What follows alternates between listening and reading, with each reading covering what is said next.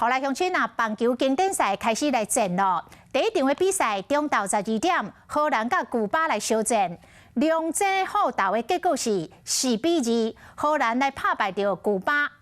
那中华队的第一战是暗时7点，对手是巴拿马。这两队最近这17年来，拢无伫一级的国际比赛拄着。这嘛是这两支队伍第一届伫咧经典赛来交手。有关这个先发投手，中华队为着要捍卫主场，是推出着目前状况上界稳定的乌迪维来挂帅先发。对方是派梅西亚，两个人拢有大联名的资历，各有啥物款的特色甲优势？来看咱的整理报道。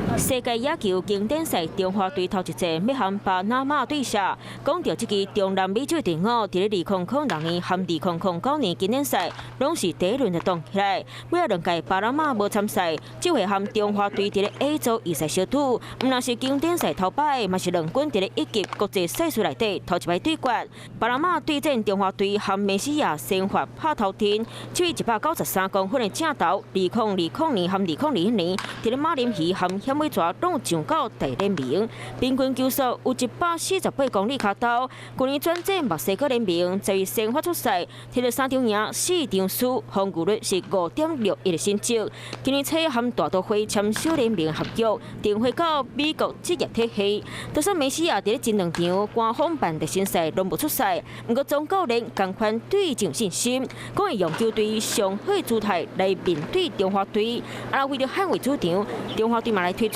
即马上届稳定乌迪维挂帅先发，有7年的旅外经验，2017年和2018年嘛捌徛点伫咧真抢赢的大联名战场。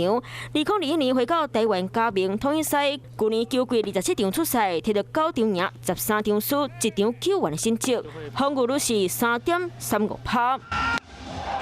结果这个时候还是哇！球迷嘴伫咧讲的地位，我大兄伫咧中华队开幕战先发，那关系到战力，伊的霸气嘛是有关到全队气势。即马世界排名第2的中华队头一战拄到世界排名12的巴拿马，就算为这点来看，想要赢占真大边。不过第一摆伫咧一级国际赛拄到，真侪人嘛是认为巴拿马可能争做 A 组影响者，佮加上第一期国际赛充满变数，中华队想要开红盘，脚步都爱徛好在专心个人战。